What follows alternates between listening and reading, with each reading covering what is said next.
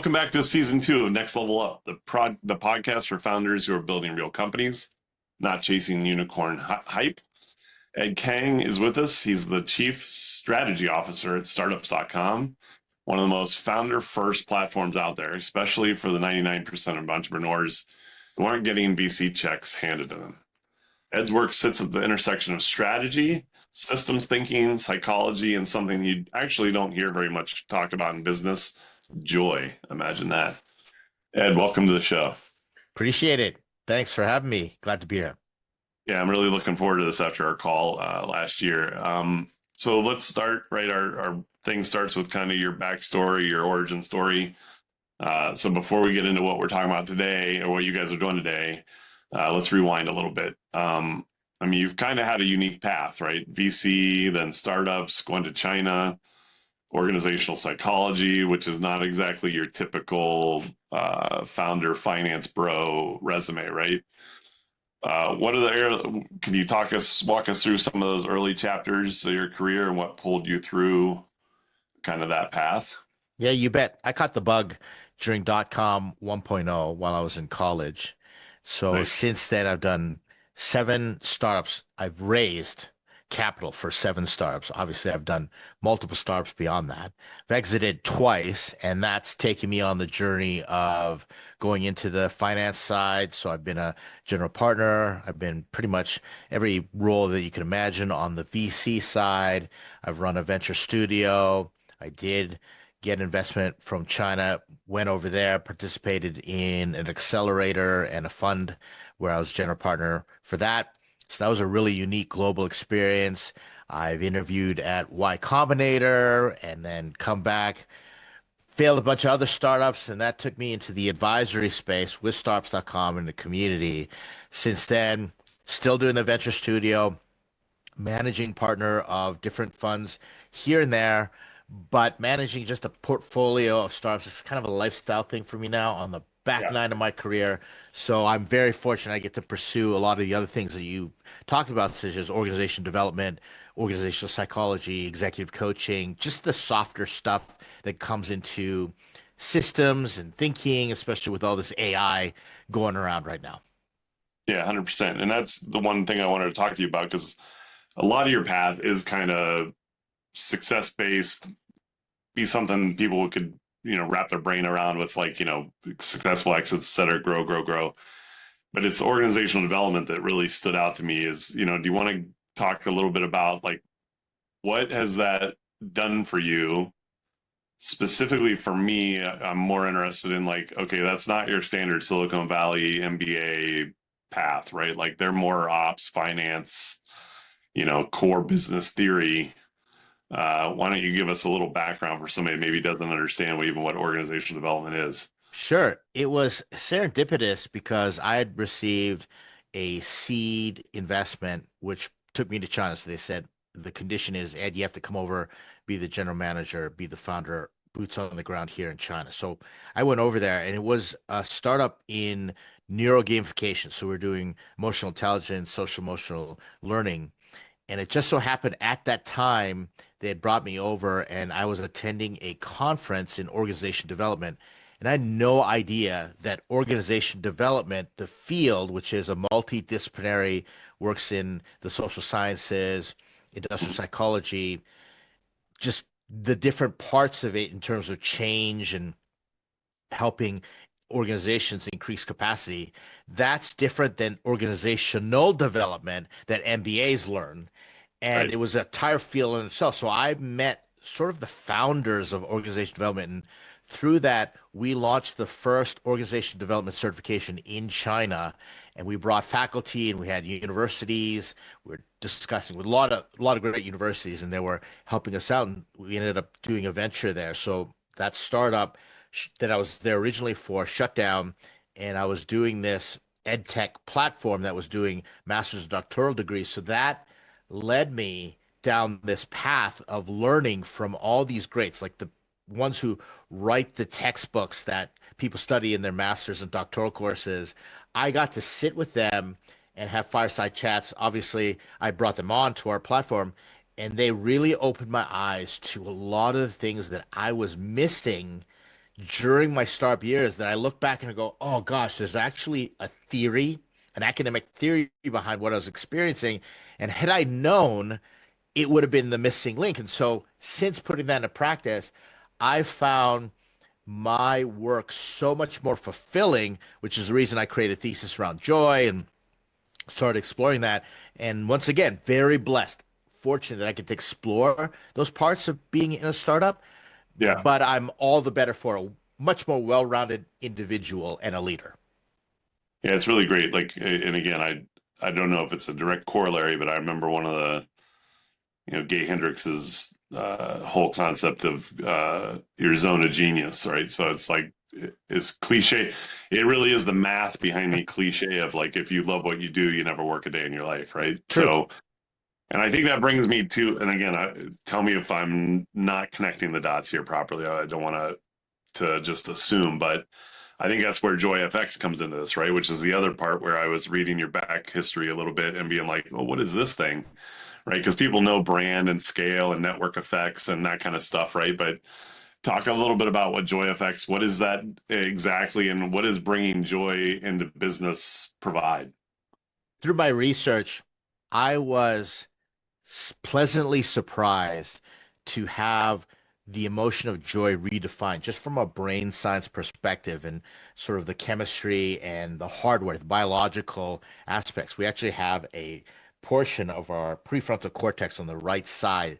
They call it the joy ring that responds, and it regulates everything from cravings to immune system, and it responds to joy. And it was defined for me by these just incredibly intelligent individuals as joy being the feeling that you're glad to be with someone in strength, but especially weakness. It's sort of my truncated paraphrase version. So, John, you and I are hanging out, and if I can share that I had a really bad day the other day and I think I'm going to fail as a founder or an investor, Right. and you just say, I'm really glad you shared with me. I'm glad you're transparent with me and you're not trying to fix me or shame me or make me feel bad.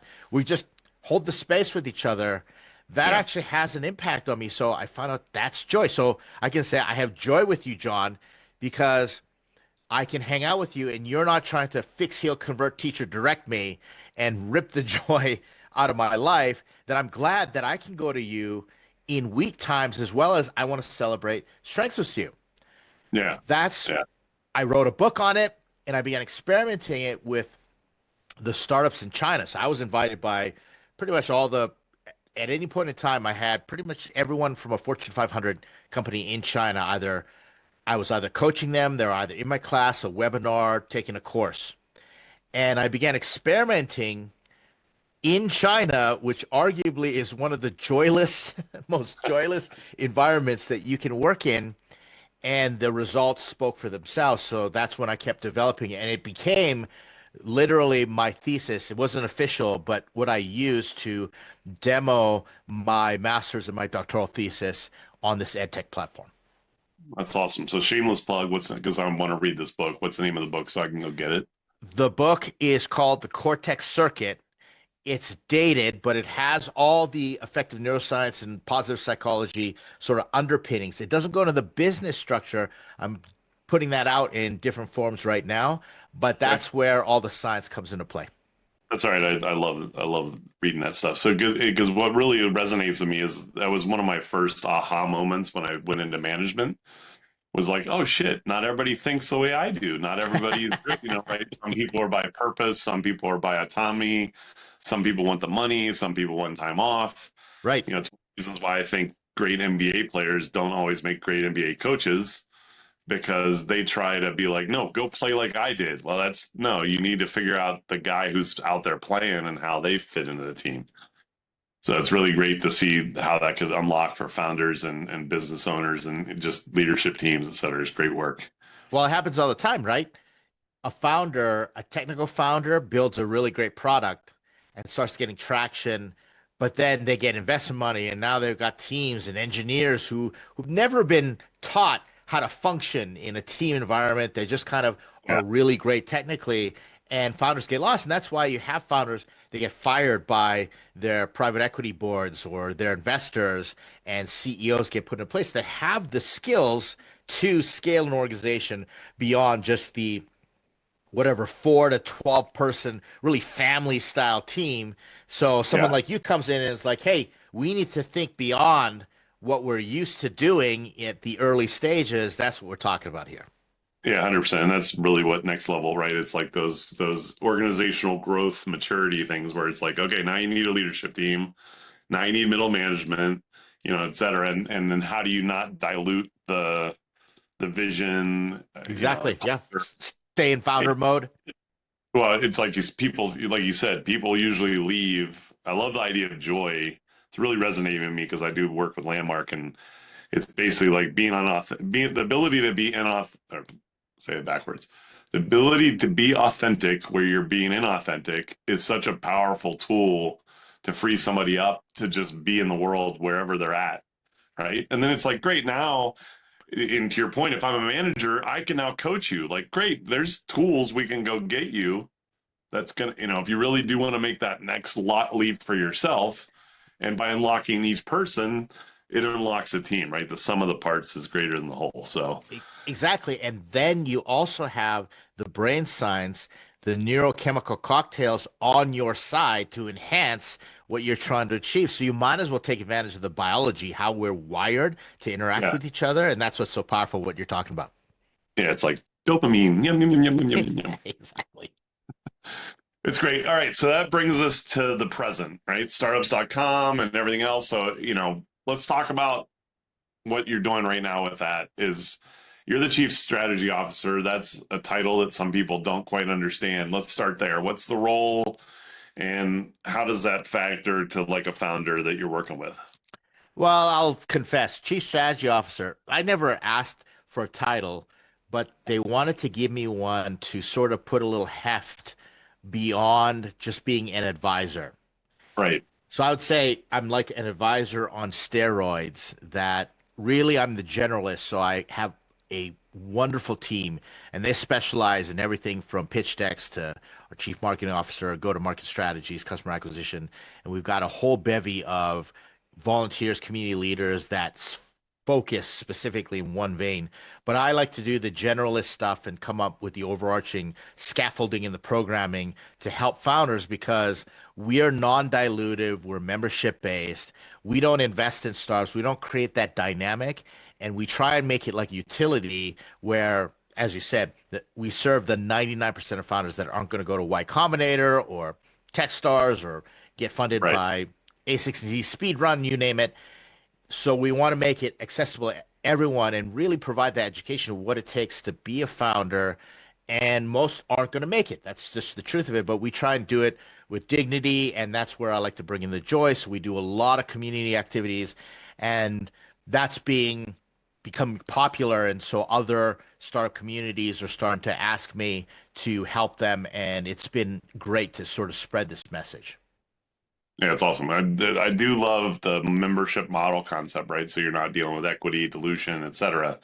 Talk to me a little bit more though about like, so who are the founders this is set for and what really does differentiate, startups to the Y Combinators, the incubators, I mean, even here in West Virginia, we've got the local cozy type, will Sure. help you get going. Yeah. Well, we're global and we have access to expertise really from the Valley and the different startup hubs. So the founder, Will Schroeder and CEO, he's multi-time founder, I believe, 9-time founder, 6 exits. He's been funded by Sequoia, or I believe he was sort of approached by Sequoia. All the main Yeah, big main boys. funding sources, right? Yeah. Big fish. Yeah, he has the experience and he just said, "Hey, I'm just gonna, live my life in Ohio and hang out and talk with founders and make it accessible, available. I will help founders. I've had some founders, they spend 1 month with me and we get them in a Y Combinator and they are never to be seen again because they're just too busy. They're working in that upper elite 1%. That's Yeah. great. And I just kick them out of the nest. I say, go and, you know, subdue Got and conquer and do your thing, right? it.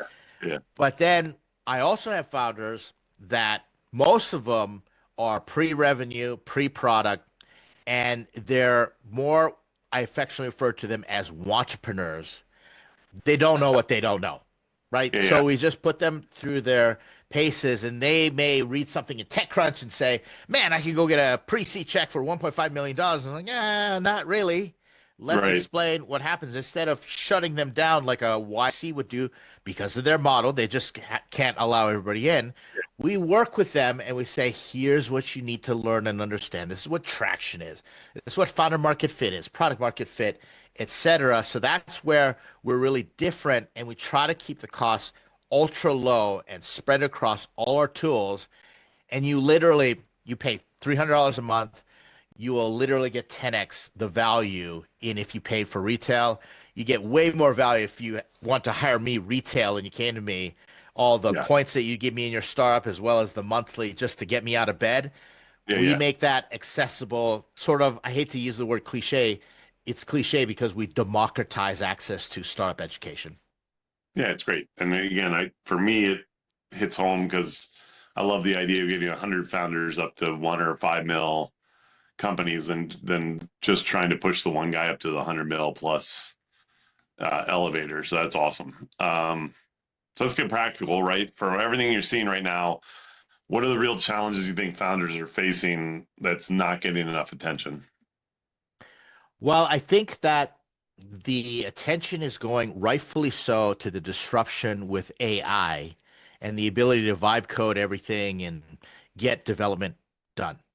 What Yeah. founders are not looking at is the downstream effect of this to investors and the community at large in terms of users. If you got so many products now hitting the market because you can just vibe code something over a weekend, and I've done it and it's amazing. Well, now you've got a completely different dynamic that founders aren't considering. What have I done to affect the ecosystem with this type of activity? And the rules for fundraising, engaging investors, they're completely changing.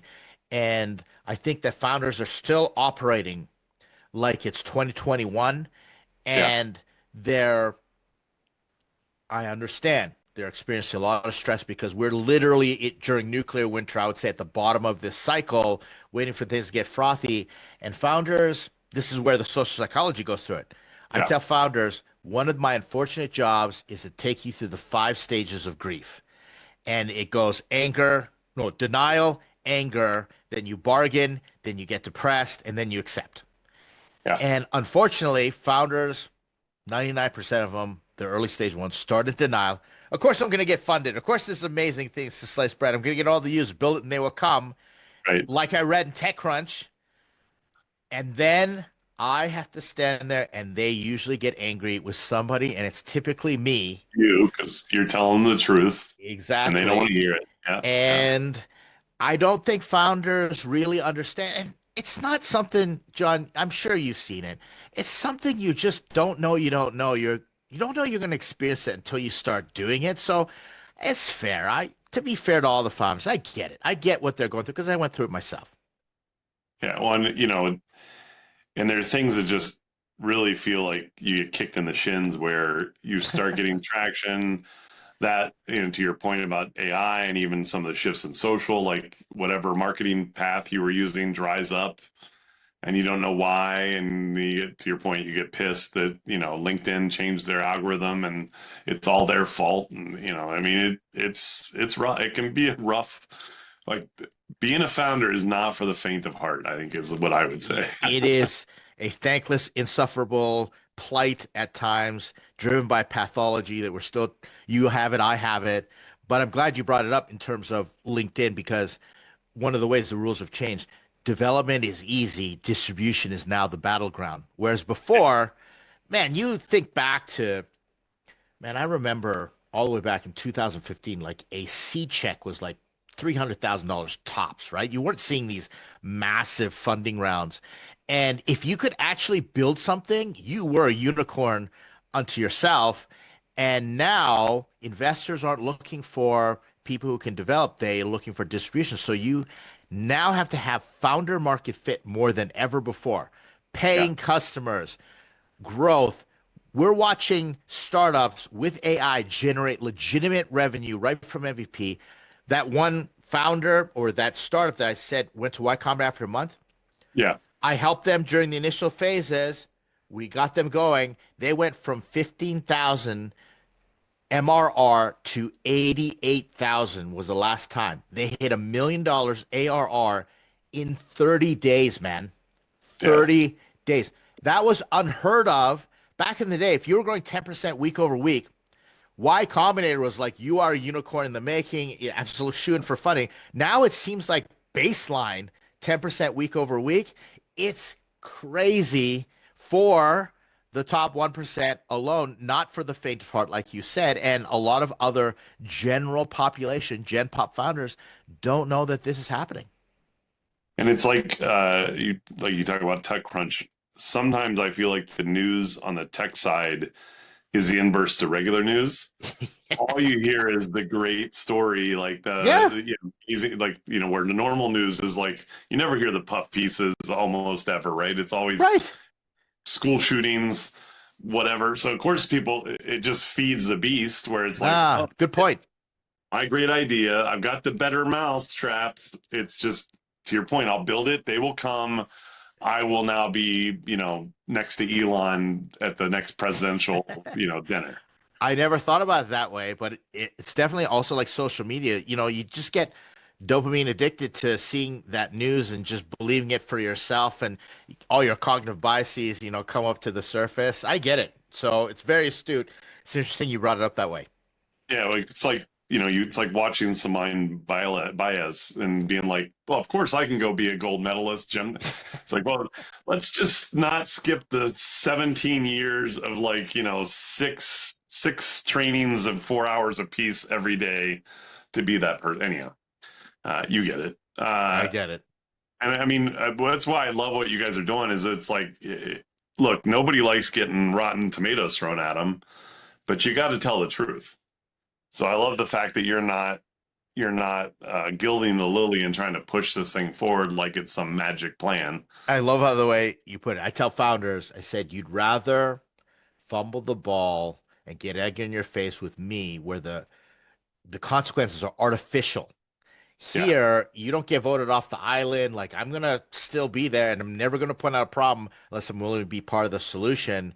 But even then, I tell you, I understand where this comes from, but some founders get so sensitive, even from me, and that's where the bubble bursts in denial, and then their anger has to go somewhere. And not a day goes by where a founder is not tearing a strip in some form or fashion because they are getting reality right in the face. yeah.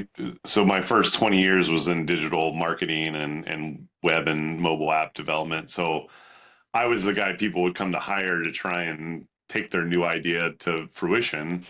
And so I was the same guy. It's like, look, yeah, well, do you have 8 million? No, we should be able to do this for. I'm like, no, dude. Like, here's all the things we got to be able to do to set you up for the possibility of success. Right. Like that's why those seed checks, were what they were. Anyhow, yeah, and it's just like I don't think I've the one question or the one statement I always heard all the time is you don't understand. Right. I'm like, I got it. I don't see your vision. You're right. Like, I can actually see your vision, but I'm the guy who you brought in as an expert to tell you what it's going to take to make that vision into reality. Oh yeah. That's, you know, Yeah, and not to pile on, but founders these days, the statement that I getting more is I don't feel like I'm being heard. Right. And I just have to pause just for a moment. Okay, there's a different generation. But when they tell me something like you don't understand, it's like you're right. I don't understand. I'm an angel investor. I've been a general partner. What do I know? I've only written checks and raised hundred millions of dollars, right? And if I can't understand it, and I'm trying to, and I'm a smart person, what do you think an investor that looks at 100 pitch decks a week is going to do? They're going to spend, and the math is there, 45 seconds on the deck and then just move on. Same with the customers. If they don't know what's in it for me, so no matter, just like you in digital marketing, no matter how much lipstick we put on this pig, it's Yeah. not going to turn into a gazelle. It's not going to turn into, a five-star dinner. And we got to get back and work with the fundamentals. And unfortunately, like you said, TechCrunch and a lot of popular media makes it look like it's so easy to go raise money from investors. And then founders don't like it when I say make raising money plan B, Yeah. building a great startup and bootstrapping plan A, and then the money will chase you. But work in progress, all founders, they need equal opportunity. They deserve the chance to learn this. That's the beauty of our country, if nothing else, right? Is they have the shot. True. True. Everybody's got the shot, right? You take your shot. And I'm all for it. Like to your point, I'm an optimist. So generally I need to dial it. I'm also a little bit of a pragmatist, but like I always have to dial it back because I'm usually like, yeah, shit, let's go, man. Let's get you where you want to go. I hear you. I hear you. You got to realize what the work that you're going to have to put into this thing is. For sure. All right. So that's awesome. Let's look out and zoom out for a little bit and trying to cast that net for the next 2 to 3 years. Obviously, we talked AI. Everybody talks AI at this section of the podcast. But if we put the AI hype on pause for a second, if you're a founder listening to this and thinking about the next 2 to 3 years, what opportunities and obstacles do you think you should be paying attention to? We'll talk about AI too, but besides AI, what do you think people should be thinking about, and what do you think is coming down the pathway? It's very timely to ask this question because I just sent out a note to our founders, and I'm seeing two things happen: convergence and divergence. Everything's converging into AI. Everything is going to be affected. What we think AI is going to be and what it will be in 5 years, I'm going to guarantee is completely different as you Yeah, have robots and generalized AI. But then investors are looking into the future. So many people who think, oh, AI hasn't made it there yet, investors are betting on founders that are going to figure it out. So it's yeah, really fascinating. What's happened is all the data sets in the world have been tapped, licensed, trained on everything. And so when AI first came out, everyone was like, "Oh, all the experts is like Armageddon, it's apocalypse for white collared, experts." Well, now yeah, those experts are being tapped to create new data sets to train AI. I'm working with a few founders in this zone. So it's really fascinating what's happening. So I believe expertise is going to come back in vogue after we've sort of had this mass layoff, et cetera. And it's really going to push the workforce. But once AI and robots start catching up, like there's going to be this massive disruption, which is where the divergence is going to come in. So we got convergence into yep, AI, everything's going to be AI. But then people are going to say, I don't want AI or I want human experiences. And I believe you're going to see a bunch of startups that use AI to facilitate a divergence of real life experiences. And those are going to come at a premium, just like today or last night. I got some interaction with the founder and they said, I don't know whether it's an AI talking. They were like literally paranoid. And even though I was typing the email, yeah, and I thought to myself, you know what? I believe there's going to be a time where I can charge premium to verify that I'm physically typing this email and other people will settle for AI. So that's where the divergence will happen. I think founders need to be paying attention to these two trends, this expert data set as we converge, but then people wanting to diverge. I think that's the focus area. yeah. I love it. It's like to your point, you'll still rent even if the expertise is to do a new rag or something else. You'll still rent that expertise or need it on site because pushing that envelope. It's really I haven't heard that. It's pretty insightful. So I'm just consuming what you just said. It's what I do, that I sit around pontificate on this stuff all day because that's the value that I need to bring to founders, that I'm not building my own startup, so I live vicariously through everybody else. I want all founders to have access to these really great ideas and to have that chance. Every founder has a better than 0% chance to go into unicorn. I'm Yeah. all for that. I love That's what I love about startups is anybody has a chance to hit that grand slam. Yeah, right. And one, and what I hear in your thing after I kind of chewed on it a little bit is you're playing hockey, right? Which the key is you gotta skate to where the puck's gonna go, not where the puck's at. Right on. So that Exactly. sounds like where you're headed, which is a fantastic thing. So the one question I have for you in AI, specifically for you, um, where do you think I guess, danger slash concern is for these startups that utilizing AI, given that they're not open AI, they're not any of the big boys that actually own the technology. They're plugging in this technology where they're potentially going to get just swallowed up by those either entities or let's call them tier one entities that are working with those guys like Microsoft, et cetera, where Right. they're just going to take over some of these market gaps that people have made some money in. To your point, they're up 88K in MRR, but then Microsoft comes out with their version of that, and then everything just dries up. There are a few ways to approach this. One, yes, avoid it. That's the reason I say all the time, pick an underserved, underrepresented, underestimated niche and solve that problem with AI. And the next is to work at such a velocity because these big companies are never going to compete with you because they can't turn fast enough. They don't care. It's not in their business model. There's no incentives. They just rather acquire you. Yeah, And if you are okay with just getting a $90 million buyout or an $80 million buyout, then great, do that because guess what? OpenAI is raising what $100 billion on an $850 billion valuation with sovereign money. They're going to have to put that money to work. So you're positioned just right. Don't go compete head to head. That's the first thing. But the second thing is that as you diverge, there'll be more opportunities that are created because of AI, and you can just avoid competing directly.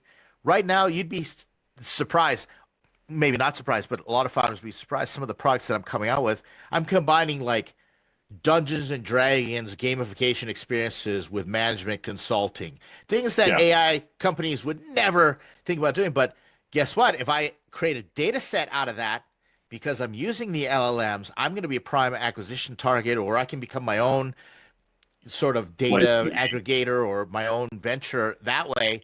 And that's where I say, yes, worry about it, but operate in a way where you don't have to worry about it. yeah, 100%. I get it. Well, and to your point, it's like I always thought about it like if you're in the ocean, right, and if you're in the main channels, to your point, that's who's the people going to buy you out, right? Like Right. if you can figure out some niche that in transfer logistics unit, whatever thing, it's like, okay, we want that. Starliners is going to buy you because it's just easier for them than to your point, because they don't build that kind of shit. And then if you don't like that and you don't even want to be targeted, you just go out in the middle of the Atlantic where there's nobody. Blue It's like, Ocean. Right. right? Right on. You Yep. right. The ecosystem is big enough for all of that. That's great. Um, I came up with one other question. I was going to close this out, but I came up with one other question. Where do you think I'm kind of one of my hype areas that I'm looking at, and really one of my core, my holding company is looking at is micro acquisitions. Right. Any thoughts where that whole in your diversification future, if that is a thing that you think is going to continue to expand, or is it just a fad that might disappear just as quick as it showed up? Huge. Huge. Roll up strategies, acquisitions, consolidations actually are a lot hotter than VC right now. A lot of founders don't know, but when you're tapped into the financial world, the billions of dollars that are available for this, especially when it comes to underperforming or struggling assets, distressed assets, things that Yeah. people can buy at a good deal. Because founders, they have a very inflated view of what their startup is worth until they No. kind of, yeah, What do you, what? right. No. But I was talking to a fund manager and general partner, and he said we have about $30 million assets under management. He said we're waiting until the end of the year because when we think the deals are going to get better, and it's literally going to be let's go acquire, let's go acquire. So they wait for those opportunities when things are at a depressed state, Yeah, yeah, such as during COVID and everything. They bought like that's the Warren Buffett thing, like buy when there's blood in the streets, especially if it's your own blood, right? yeah, right. So the micro acquisitions, especially if you can consolidate and put it all together, sort of Yeah, this Constellation, if you heard of, the Constellation company, the yeah, fund that they put together, I know a startup that received an investment from them. That's going to be big if you can do it properly. What you want to avoid is stuff that's going to die on the vine quickly. So a lot of these micro acquisitions in terms of SaaS products are unless you are a real unique special sauce to bring them all together in type of operating system, I yeah, would avoid those and I would be focusing more on boring real world assets or software that solves boring problems that nobody wants yeah, to try and get all sexy and start to solve in, unique, innovative ways. I believe that's going to be where the real money is made. And, we'll see. 2026, we'll see if that investment thesis gets proven out. yeah. Awesome. Well, I'm with you. I got a chunk of my money getting bet in that arena, so just curious about your thoughts and feedback. And so, I mean, we're pretty much cutting thinking the same way there. So, Ed, really great conversation.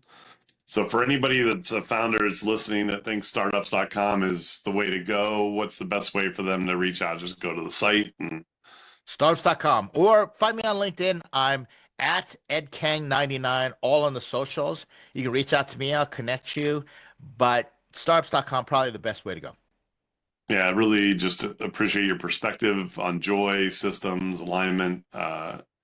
Great conversation. Look forward to having some hopefully down the road when we do maybe a where were they now combo. And then when you get the business version of the books or components done, hit me up so I can make sure we help kind of go to the mountaintops and scream that you got new stuff coming out. I appreciate you, John. I look forward to a collaboration. I mean, appreciate you.